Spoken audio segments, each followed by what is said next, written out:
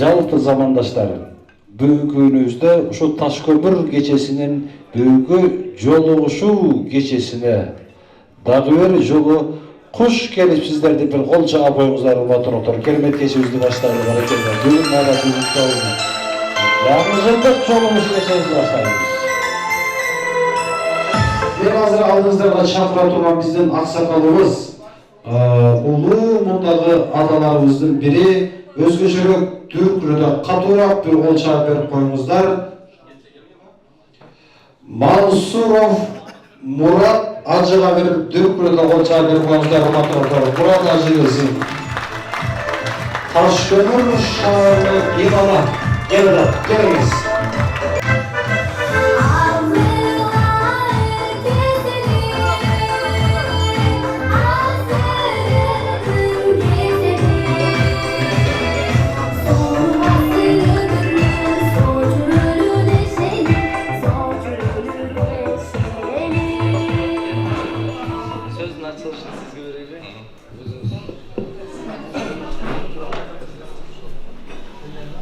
Bismillahirrahmanirrahim.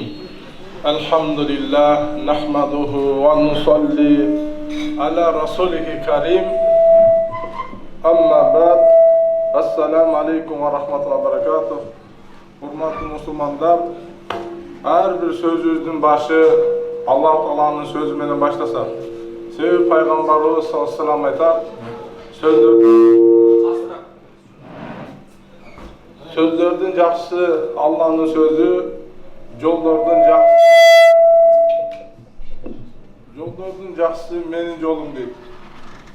Her bir жаңы çıvatkan, aşıkça ürüp adatlar, adamlarda adaşı alıp arat, adaşı tozak alıp arat deydi.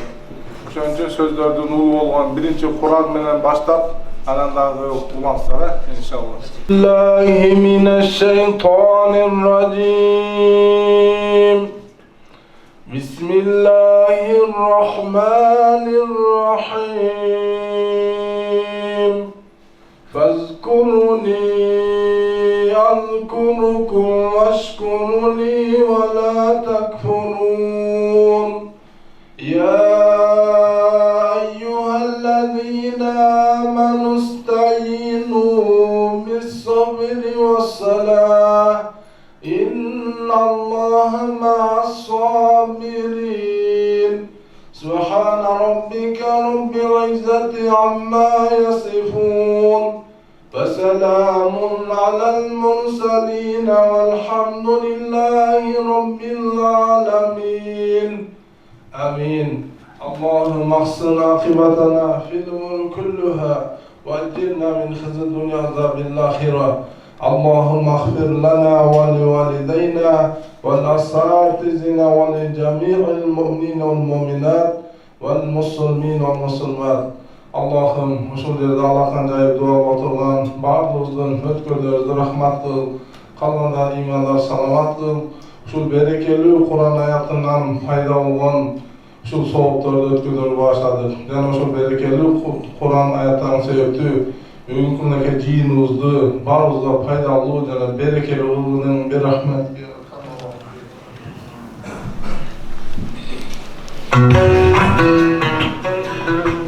Bismillahirrahmanirrahim. Эң биринчиден мээримдүү жана ырайым болгон Аллах Тааланын аты менен баштайм. Аллах Таала мактоолор болсун. Сиз менен биздерди алыс жакындан ушул жерлерге чогултуп, özün ушундай ынтымагыбызды, жүрөктөрүбүздү бир кылып чогултуп аткан Аллах Таала мактоолор болсун. Себеби Аллах Таалага канчалык биз шүгүр келтирсек, Аллах Таала бизге ушунчалык жакшылык көйүп берем деп убада кылат. Лав шакартум ла азиданнакум.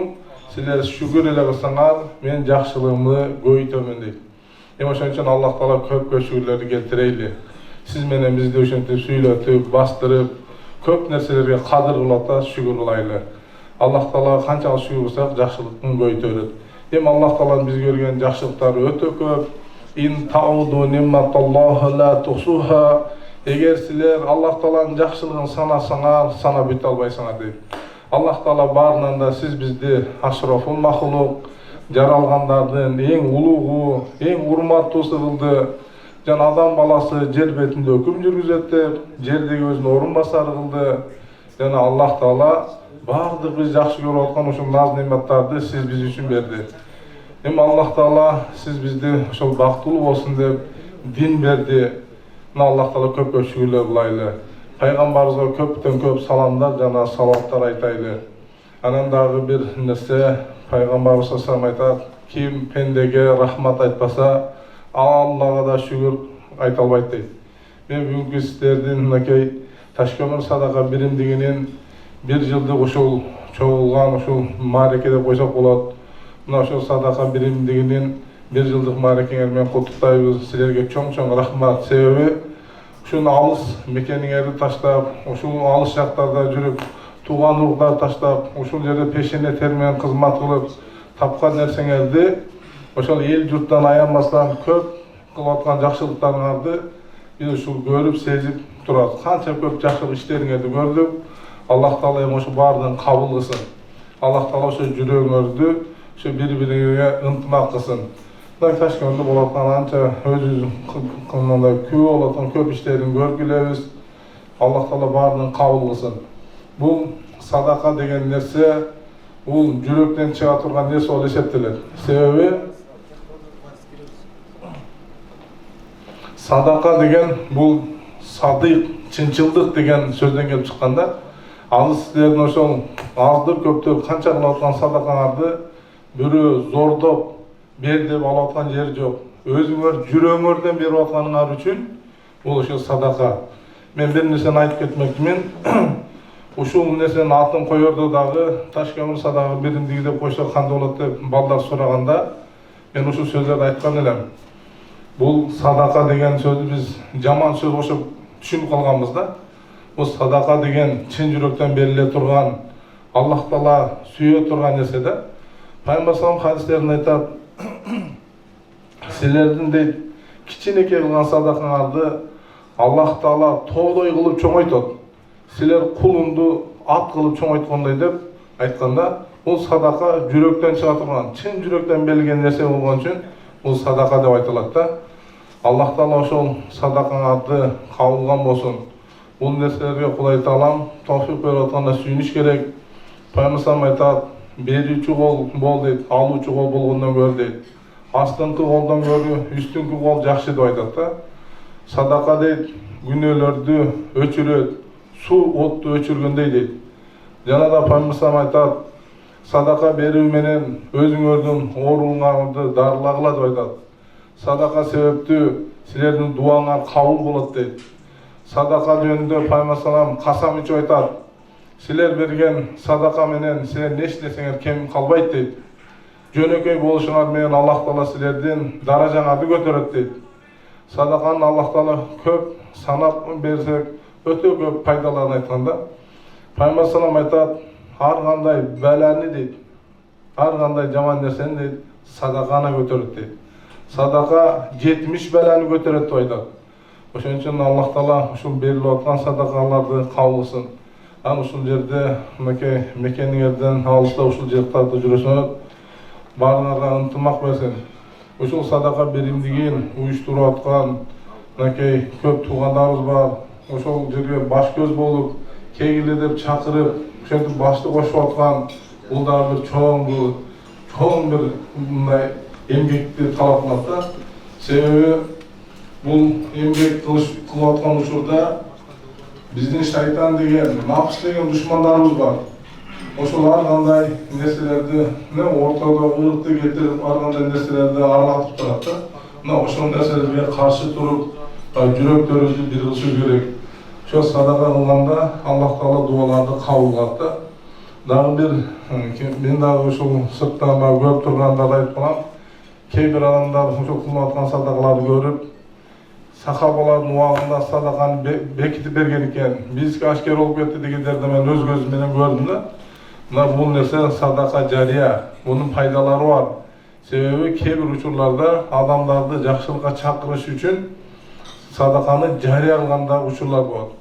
Сахабалардын убагында садака жария болбодубу? Болду да. Себеби Табук согушу болгон учурларда Пайгамбар салам ошол ар кимдин үйүнөн садаканы алып кел деди. Ошол садака берүүдө Umar radhiyallohu anhu menен Abu Bakr radhiyallohu anhularning sadaqalari jөнүндө айтылат. Umar radhiyallohu anhu Abu Bakr radhiyallohu anhudan hech qachon aş almagan ekan da.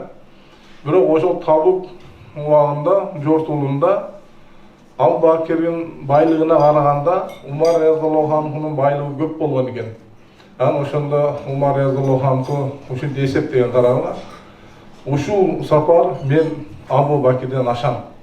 Мен жарым байлыгын берсем дагы, Abu Bakr'den бүт байлыгын берсе дагы меникине жетпейт.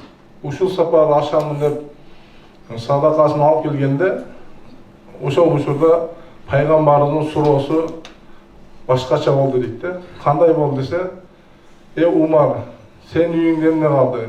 Abu Bakr, сен үйүңдө эмне калды дегенде, Umar radhiyallohu anhu men байлыгымдын жарымын алып келдим дегенде, Abu Bakr radhiyallohu anhu мен байлыгымдын баарын алып келдим. Үйдө Аллахтын Расулунун гана ыраазычылыгы калды деп айтканда, ошол жерде эмне садаканын жария бериштиги жөнүндө, кандай садака бергендиги жөнүндө айтылып келет да. Ошон үчүн урматтуу жамаат, ошол садаканы кандай алып берсек да унун пайдасы бар. Муса алейхисаламдын убагында бир жаш жигит Musa aleyhissalamdan suranat ekan da, Musa, Allah Taala aytчы, maga baylık bersin degende, Allah Taala Musa aleyhissalam aytat ekan, suraçı ошол жигитте, байлыкты жаш кезинде берейинби, же карыган кезде берейинби деп айтат экен да. Ошондо бара жаш жигит ойлойт экен. Мени жашымда берсин, мени карыганда берсин, дөөлөтү деп, карыганда сурасам байлыкты деп ойлойт экен дагы, кайтып ойлонот экен. Карыганга чейин ким жашайт да, ким жашабайт. Ошо жаштыктан алып сурайынчы деп жаштык убакта байлыгын сурайт экен. Жаштык убагында айтат экен, агам эмне 20 жыл, 30 жыл ушундай байлык берем деп Муса алейхисалам сөз берет экен. Муса алейхисаламга Алла Таала айтат экен, 20 жыл, 30 жыл жаш кезинде байлык берем деп. Ошентип 20 жыл, 30 жыл байлык берген учурда баягы жаш жигит берген байлыгынан элдерге садакасын узатып берет экен да. 20 жыл, 30 жыл бүтсө деле баягы байлыгы түгөйт экен. Ошондо Муса алейхисалам айтат экен, Алла, буга 20 жыл, 30 жыл байлык берем деген элем. Мунуку дагы деле түгөнбөй атат го, дагы деле берип жатасың дегенде, Алла Таала Муса алейхисалам айтат экен, мен буга байлыкты берсем, бул кембагалдар жака ачып койду байлыкты. Кантип мен мындан эми тартып алам дейт экен да. Мына ошондон эми жыйынтык эмесак, биз берип аткан байлыгыбыздан садака кылсак, эч нерсебиз кем калбайт экен да. Ошон үчүн Кудай Таалам садакаңарды кабыл кылсын. Алла Таала ортоңордо ынтымак, биримдик берсин. Пайгамбар салам айтат, 3 түрлүү адам бейишке кирбейт дейт да. Ошонун бирөөсү дейт, дайым ичимдик ичкен адам деп айтат. Да ошонун бирөөсү ошол кылган жакшылыгын милдет кылган адам деп айтат. Ошон үчүн Кудай Таалам кылган жакшылыгыңарды кабыл кылсын, ортоңордо ынтымак берсин. Себеби ынтымак бар жерде ошол ырыскы бар. Мынакей улууга урмат, кичи бузат деп, улууларды урматтап, кичилерди сыйлайлы. Аллах Таала бүгүнкү маарекеңерди кут кылсын, кылган жакшылыгыңарды кабыл кылсын. Дагы Кудай Таалам көп жакшы иштер кылышка товфик берсин. Ассаламу алейкум ва рахматуллахи ва баракатух.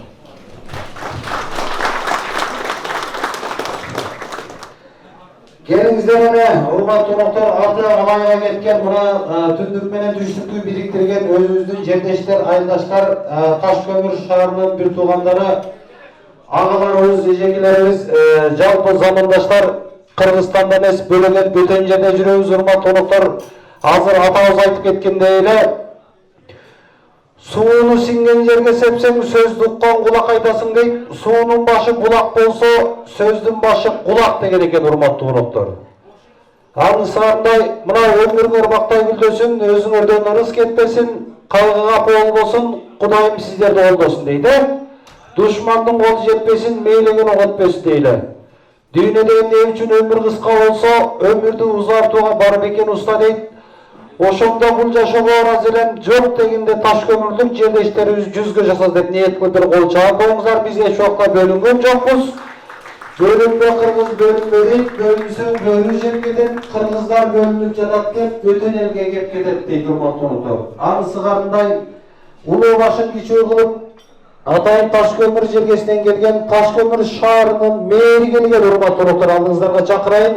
Bir батырап чайнап, bir дүрк өтө кол чыгап берип коюңуздар, урматтуулуктар. Асаналиев Рахман Абаязович агабыз келип отурат. Ташкөмүр шаарынын мэри. Жамаатыңыз менен келиңиз.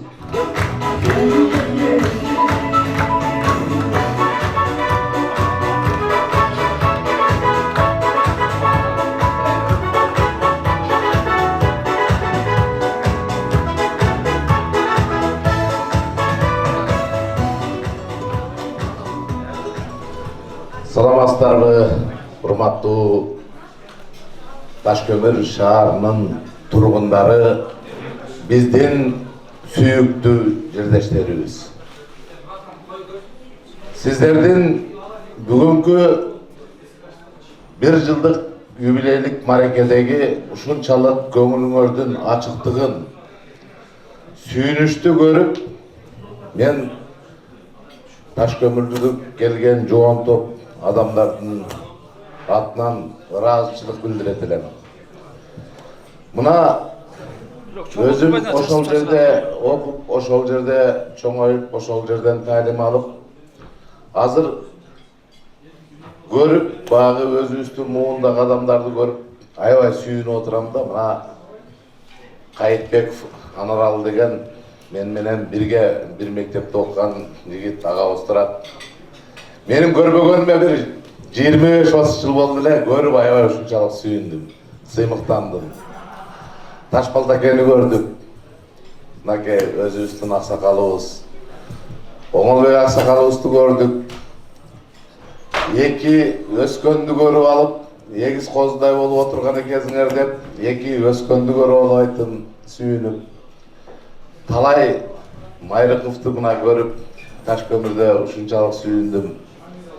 Сагын инимди көрүп алып, айттым, мынакей ушул Ташкөмүрдө келген эле деп. Жамал эжекебизди көрүп, буну да аябай сүйүнүп, Көчкөнбаева эжекебиз мынакей олтурат деп. Кантип биз Абаз агайды билбейли, бүт бардыгын ушундай көз алдымда элестетип, мен сүйүнгөнүмдөн ушул жерде көзгө жаш алган адамдын күчтүү болуп кетишибизден болот да. Мына өзүмүн эшиктеш кошуна болуп бир подъездде жашаган Мамедалы акемин баласы Чыңгызды көрүп ушунчалык кубандым.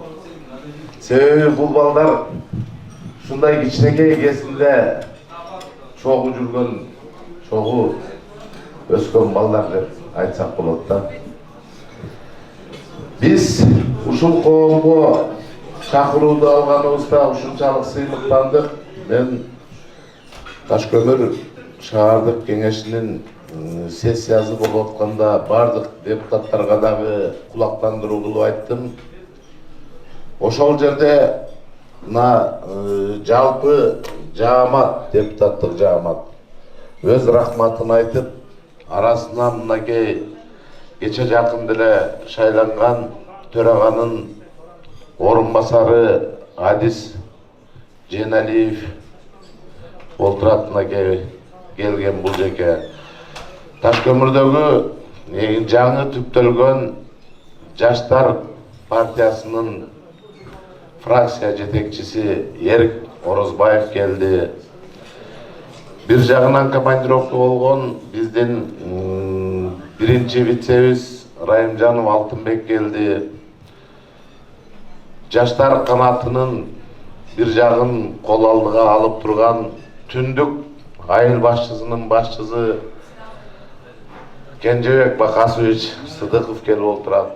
Бардыгыбыз ушу бир добуштан жердештерибизди, биздин алтындай болгон агаларыбызды, инилерибизди, эжелерибизди, карындаштарыбызды чоң маракези менен куттуктап келип отурабыз.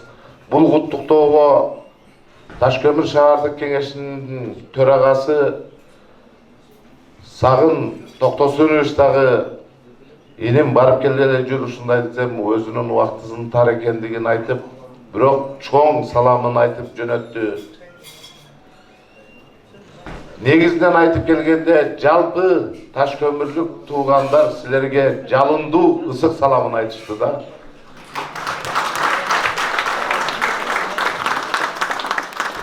Эми тарыхка бир аз мындай көңүл буруп өтсөк, бул жерде азыр бизге конок болуп келген, башка райондон келген өкүлдөр отурат. Ташкөмүр шаары убагында Союз деп айтылган, ошол Союздун борбору болуп турган Москвага атагы чыккан шаар.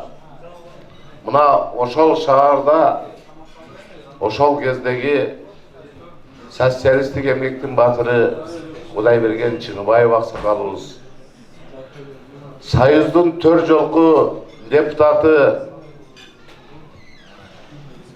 Тебирбаев Мойдун аксакалыбыз ошол Ташкөмүрдөн талим тарбия алып, ошол жердин туз насыбын буйрутуп, Ташкөмүрдүн жакшылыгын чыгарган.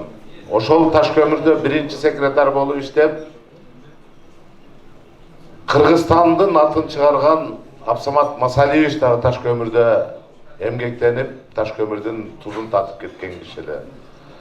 Мына бүгүнкү күнү Кудайдын кулагы сүйүнсүн, Кыргыз Республикасында 13 герой боло турган болсо, баатыр. Ошонун бирөөсү Ташкөмүр шаарынын тургуну Кабаев Акбаралы Садырдинович, биздин өзүбүздүн агабыз, Ташкөмүрдүн туугуну. Бул кишини биз туу тутсабыз керек. 13 адамдын пири болгон, 13 адамдын куту болгон адамдардын катарына кошулат да. Ташкөмүр шаарында эмгектенип, Ташкөмүр шаарында келген адамдардын бардыгына тусу ушунчалык жакшы экенин, тусу татымдуу экенин, тусу өзгөчө экендиги белгилүү болуп турат. Ташкөмүр шаарына келген биринчи секретарлар болобу, кийинки аким мэрлер болобу, бардыгы республикалык деңгээлде атын чыгарып иштеп келгендер.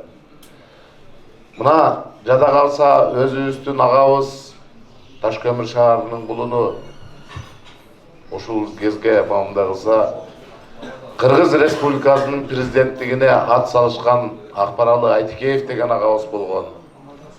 Ташкөмүр шаарында убагында бул Орто Азиянын Качегары деген чоң атка ээ болгон шаар. Кудай кааласа, мына ынтымак, ырыс бар жерде бардык нерсе жакшы нерсе болот деп айтат. Биздин мына ушул бирим садака биримдик коому түзүлгөндөн кийин дагы бул биздин ынтымактын, биздин жакшылыктын белгиси экени көрүнүп турат. Мен шаардын жетекчиси катары ошол жердеги сиздердин кылган эмгегиңерге бир аз токтоло кетейин.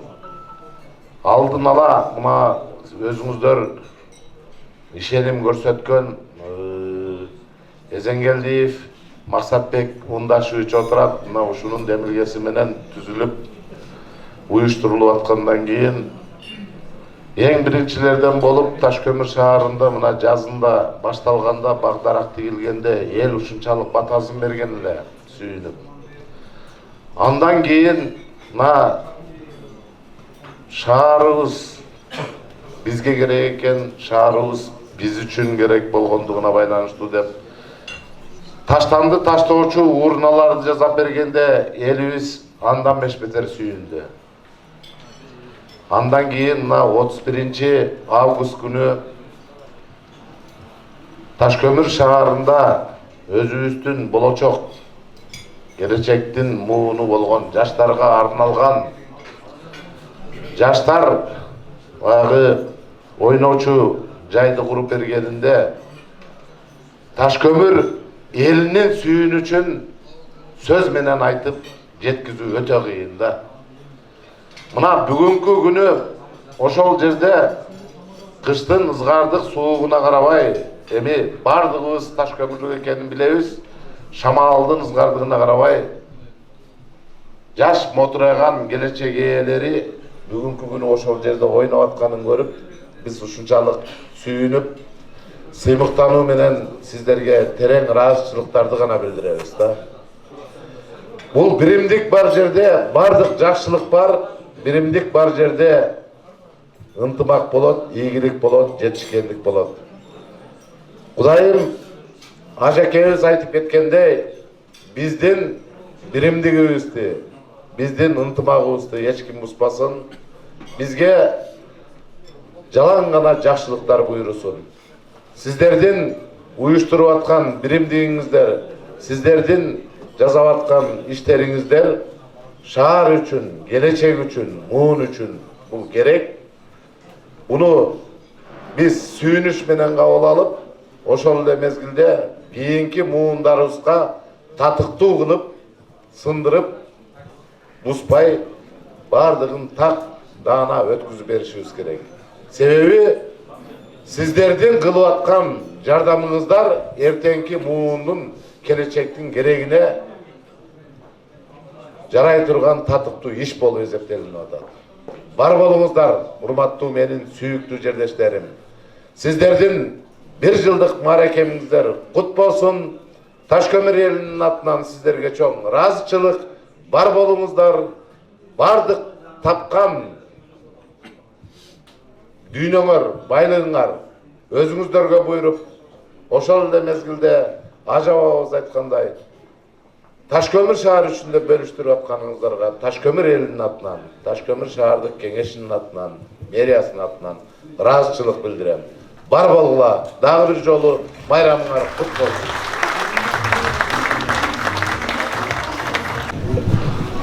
Ассаламу алейкум.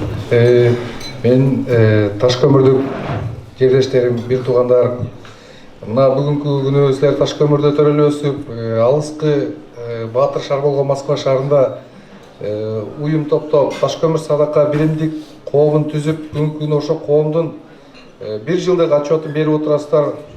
Силерге чоң ыраазычылык билдиребиз.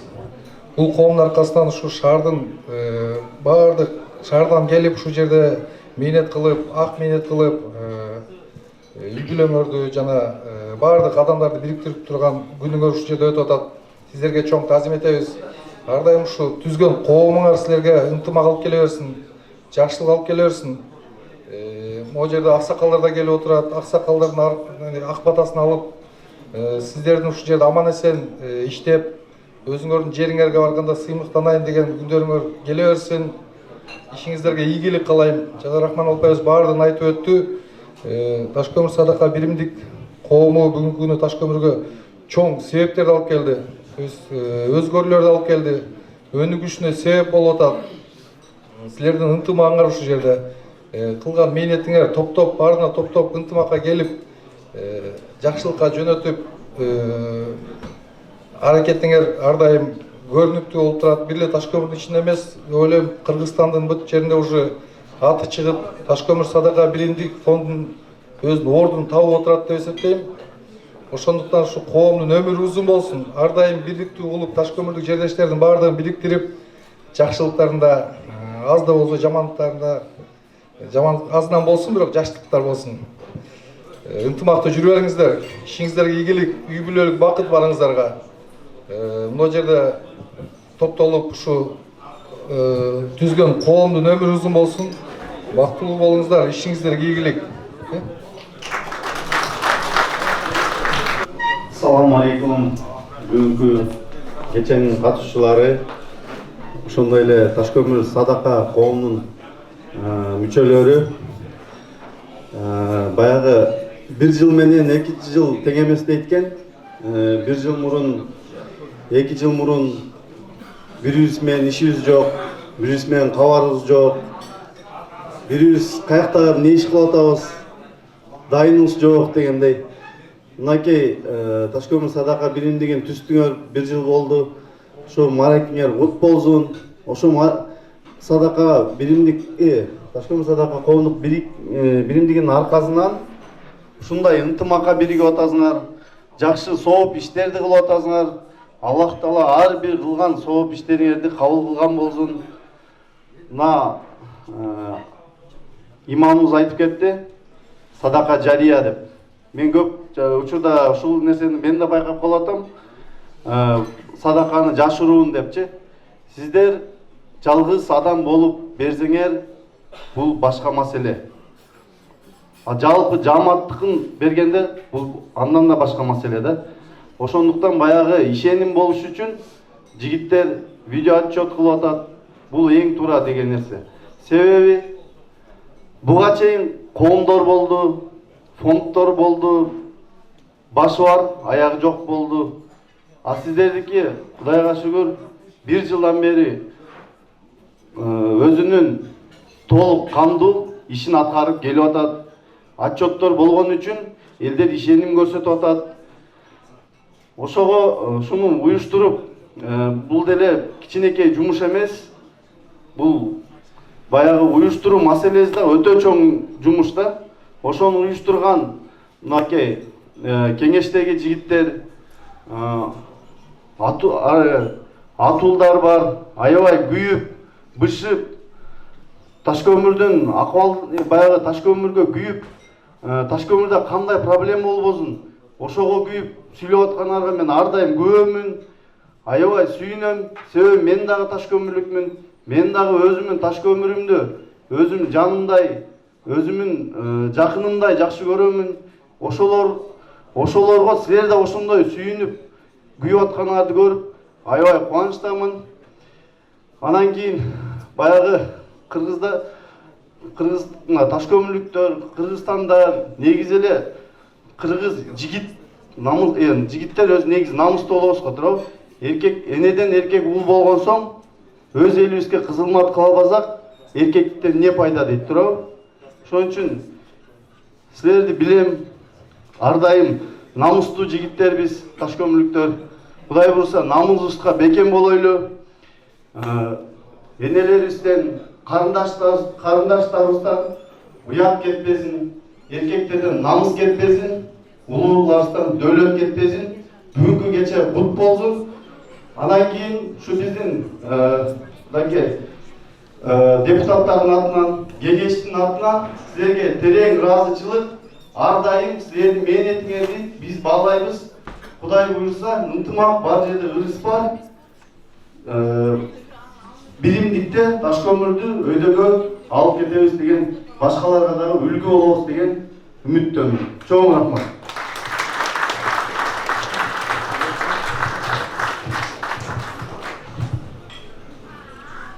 Ассаламу алейкум, урматтуу таш көмүрлүк жерлештерибиз. Эң биринчиден сиздерди, бизди эстеп, таш көмүрдөн атайын бизди алып чакырганыңыздар үчүн чоң ыраазычылыктарыбызды айтып коелу. Экинчиден, Түндүк аймактык башкармалыктын башчысы катары Түндүктүн элинин атынан силерге чоң ыраазычылык айтып коеюн. Түндүк элинин саламын айтып коеюн. Бул аманат эле. Силерге өтө чоң ыраазычылыктарын айтышты. Бизге берип аткан жардамын, сооп иштерине баса белгилеп айтып, ошол жерде элдин алдында ыраазычылык айтып кой деп менден суранышты эле. Ошол аманаттан кутулуп коеюн дедим.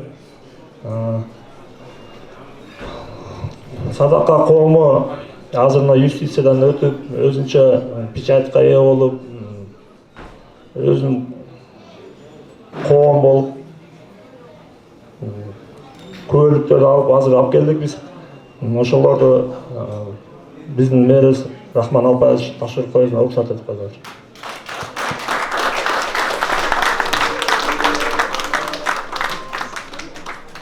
Кыргыз Республика Таш көмүр садака биримдик коомдук фонду күбөлүк номер 2 Эсенгелдиев Максат Ундашевич төрага.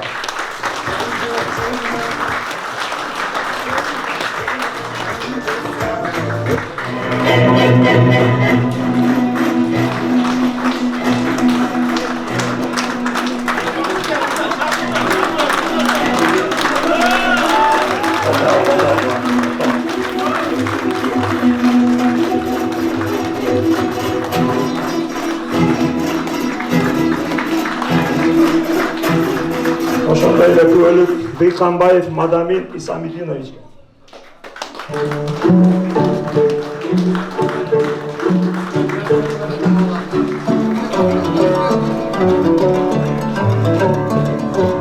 Акатаев Медер Айталиевич.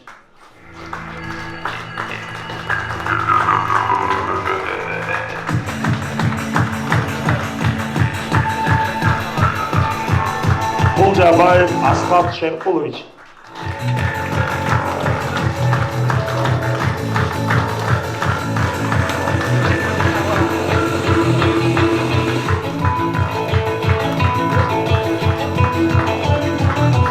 Урматтуу жерлештер, шаарыбыздын мэриясынын жана Ташкент шаар депутаттар кеңешинин ардак грамоталарын алып келдик эле. Ошолорду тапшырып койгонго уруксат этиңиздер. Кыргыз Республикасы Жалал-Абад областы Ташкөмүр шаардык мэриясы ардак грамота менен Ташкөмүр шаарынын тургуну Эсенгелдиев Максатбек Ундашевич Ташкөмүр шаарынын социалдык, экономикалык жана инфраструктурасын өнүгүүсүнө жогорку деңгээлде кошкон зор салым үчүн сыйланат. Ташкөмүр шаарынын мэри Асаналиев, Ташкөмүр шаардык кеңешинин төрагасы Кудайбердиев.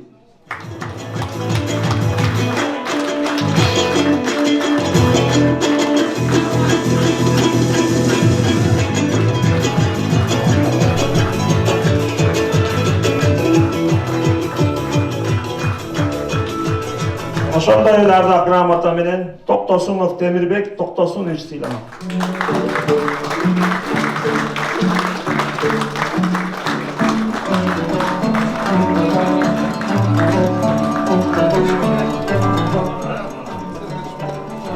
Ошондой эле ардак грамота менен Жабайкулов Чыңгыз Панарбекович сыйланат.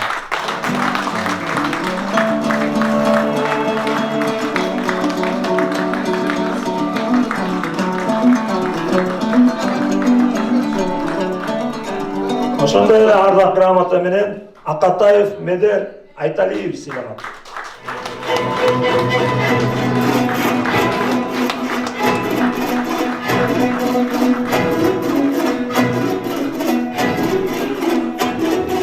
Ташкөмүр садака коомунун түптөшүнө башталышына баш атында өтө көп чоң мээнет кылган Ташкөмүр шаарынын тургуну Барсанаев Кубатала Бердагиевич сыйланат.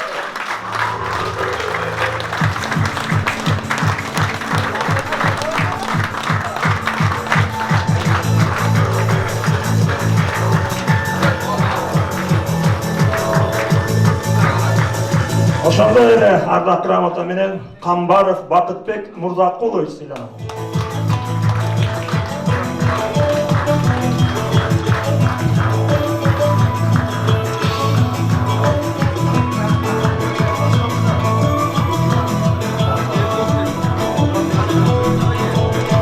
Грамота менен Матазимов Алтынбек Каримович сыйланат.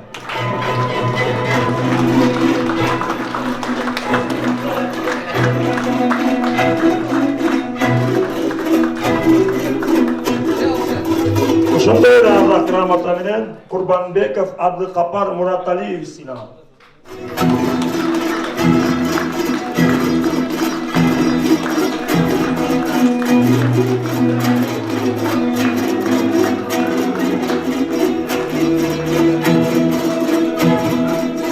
Сандура.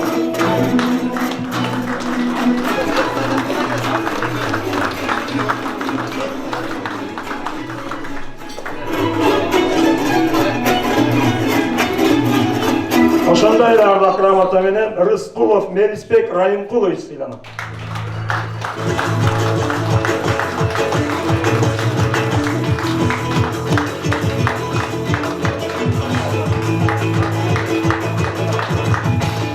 Ошондой эле ардак грамота менен Кулжабаев Асхат Шеркулович сыйланат.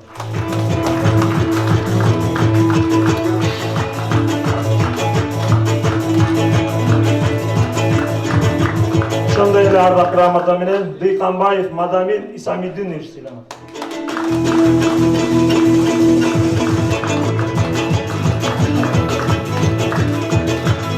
Сыйланганыңыздар кут болсун.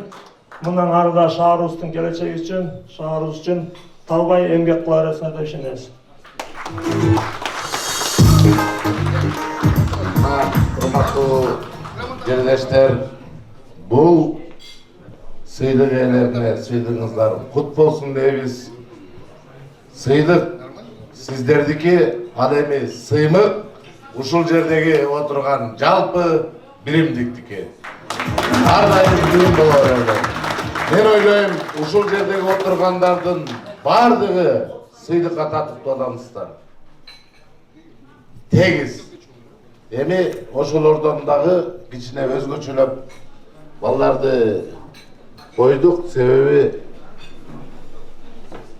революция болгондо, революциянын башында Ленин туруп, ушу түптөгөн экен да, ошондой биздин улуу революционерибиз Эсенгелдиев Максат Ундашевич турат, ушул түптөп коламында балдарды колунан келишинче жумшап иштеп берип отурат. Мына сиздер көрсөткөн көмөк, сиздер көрсөткөн жардам ар бир Ташкөмүр шаарынын инсанынын жүрөгүндө мына анча-мынча оорулуу адамдарга жардам болуп атат. Бул дагы сиздерден берилип аткан ошол адамдарга белек болуп эсептелинет да. Мына Максат Илим экөөбүз сүйлөшкөндө бир жакшы нерсени айтып өттү. Ташкөмүр шаарында эң көйгөйлүү маселе бул врачтар жана мугалимдер жетишпегендиги. Ошондой эле жакыр үй бүлөдөгүлөргө бир 10 квартираны мамлекеттики болсо оңдоп убактылуу иштеткенге берели деди. Биз азыр ошону карап атабыз, ошонун үстүндө иштеп атабыз. Бардык менчиктерине карабастан ушундай жакшылыктарды, ушундай жакшы самалыктарды укканда элдин жүрөгү жылыйт да. Врачтарда, мугалимдерге бул кабарды айтканыбызда алар дагы ушунчалык ыраазычылыгын билдирип, ушул күн келсе экен деген үмүт тилек менен жүрүшөт да. Урматтуу Ташкөмүр шаарынын кулундары, тургундары, биз ушул коомду түзүп, ушул коомдун атынан бардык жардамды көрүп аткандан кийин Ташкөмүр шаардык жетекчилигинин атынан дагы бир жолу сиздерге терең ыраазычылык, биздин Ташкөмүр шаары бар экенин илгерки Алыкул Осмонов айткан о Орусия бир бор энем дегендей, ушул энебиздин жардамын көрүп, ушул жерден сиздерден толук кандуу биз жардамды көрүп атканга биз сүйүнөбүз. Дагы бир жолу мааракеңер кут болсун. Бар болуңуздар, арыбаңыздар, ар дайым тилеген тилек, ой максатыңыздарга жетишип жүрөрүн каалайбыз.